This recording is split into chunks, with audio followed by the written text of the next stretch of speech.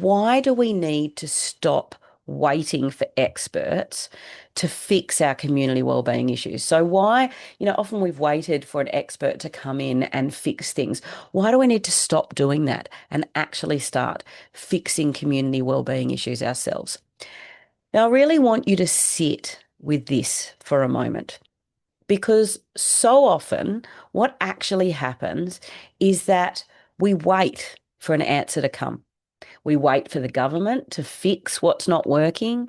We wait for a new service, a new program, a new strategy. And really, we wait for someone else to come along and fix what's not working and someone else to handle it. And while we're waiting, if the same issues keep cropping up, we see people falling through the cracks and our frustrations build at solutions that just are missing the mark and aren't working. Now, it's not because people don't care, but it's because we've really been in that habit that change has to come from somewhere outside the community. But the reality is, experts are important. I want to make that really clear. They are important. Professionals matter.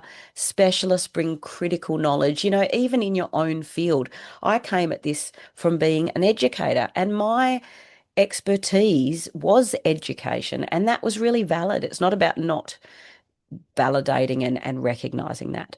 But experts cannot build community well-being for us alone because they don't live in our town.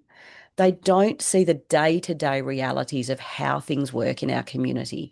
And they don't feel the ripple effects the way that locals can actually feel them. Now, what I've seen over and over again, both in education, in mental health, and in communities far and wide, is that when we wait for experts to fix things, solutions are created from the outside by people who assume to know what is best. Now, don't get me wrong, they've got good intentions, but they are coming from a place of outside the situation. What also happens is that the shared responsibility for the problems shift away from the community.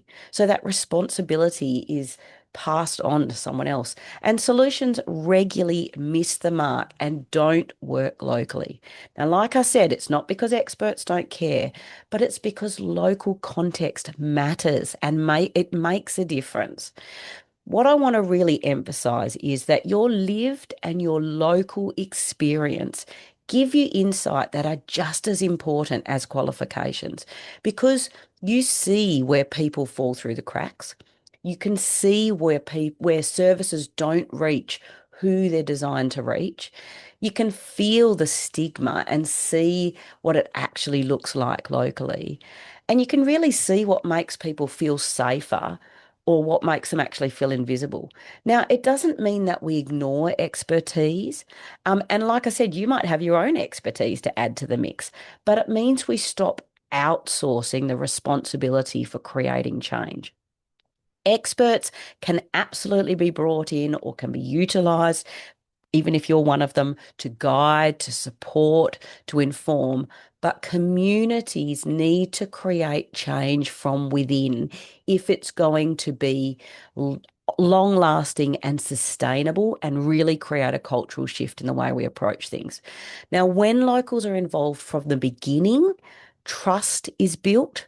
Solutions fit the local context better and sustainability becomes possible. And that's exactly why community-led change works. Now, this is where we really need to create a mindset shift.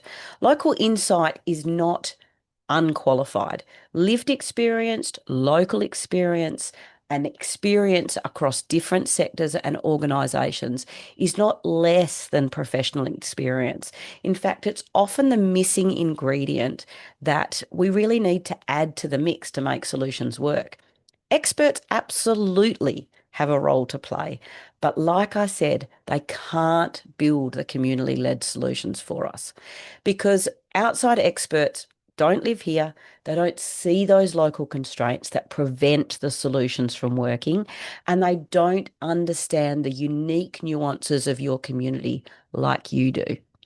When we rely only on outside expertise, that's when we end up with generic solutions for the masses, siloed services that don't necessarily create the impact that we're hoping for, and programs that look good on paper, but they don't quite land locally. So if you've ever thought, I'm not an expert, so, but I can see what's not working and that it's so obviously that. If you've ever thought I don't have all the answers, but I really want to make a difference and I know that this matters, or I just really feel compelled to do something that actually makes sense because I know for myself, so often, sometimes it feels like common sense has left the building in some of the solutions. Now, if you feel any of those things, I want you to hear this clearly. You are not underqualified. You are important and you don't need to wait for permission anymore. You're exactly where many, many effective change makers start from, right at the point where frustration and passion meet clarity for what you need to make happen. All right, so here's a simple shift that you can do this week.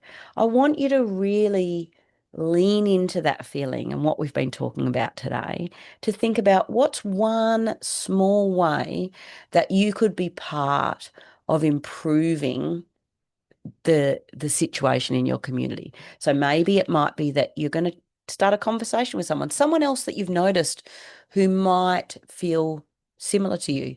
It might be sharing a resource or a post. It might be sharing a post or a resource you see online. It could be that you've seen something of mine that you want to share with someone else that you know feels passionately. It might be responding to a Changemaker Tuesday post or listening to someone's experience and what they're going through or brainstorming things that are working in your community and things that you could improve. There's so many different things you can do, but I just want you to start thinking, just start to create awareness in your head about something that you could potentially do. And I want you to remember you don't need to get permission to take action. You just need to get started.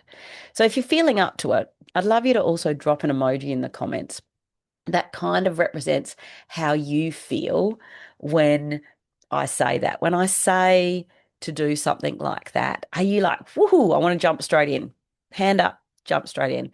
Maybe you need some time to think about it. So you might drop us the thinking emoji. Maybe you just have no idea where to even start and that makes you really nervous. So you might drop something like that. Or maybe you're the sort of person who likes to sit back and watch what unfolds in your community before you take any action. So you might have put some eyes or whatever. You can come up with any emoji you like.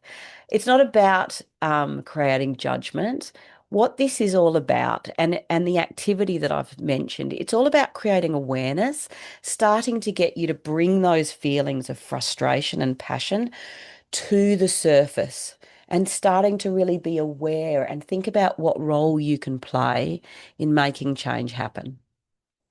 Now, look, if today resonated with you, and if you're realizing maybe I don't want to wait anymore, I do want to make a difference and I do want to step up. And yes, maybe I know exactly what it is I want to do, or maybe I have no idea where to start. If you've got that burning feeling of wanting, you feel like you want to make a difference and you want to step up, then you're exactly who my Community Wellbeing Changemaker membership is for. It's very much designed to help you turn lived and local experience into action, build confidence step by step, and really create locally led solutions that can actually work in your community. Now, if you're not already on the wait list, I'd love for you to join us. I know I've been saying this for a while, but I'm actually going to be announcing the opening date for the membership doors within the next week or so because it's very soon. I've just been debating which date to pick, and I think I've nearly narrowed it down and it's coming very soon. So keep an eye out in the next week or so. And if you're on the wait list, you're going to be one of the first people to jump on in and get a spot. So I've dropped the waitlist link into the description if you're interested in joining that. Look, thank you as always for being here with me today. Don't forget to pop your questions into the comments if you want me to follow those up after or with the replay. I just want to remind you, we don't need more people waiting. We actually need people ready and willing to take action and to step up. There is so much you can do to create change. And if you've ever watched any of my webinars, you would have heard that there's plenty of funding out there to support you and huge impact that can be created. But the first step is being willing to actually consider yourself as someone who can make change happen and being ready to want to make a difference. I want to remind you that your experience matters no matter where it comes from. Your voice absolutely matters, and your community needs you, not someday, but right now. Look, as always, let's stop watching the mental health statistics and let's start changing them. And until next time, I'll see you soon.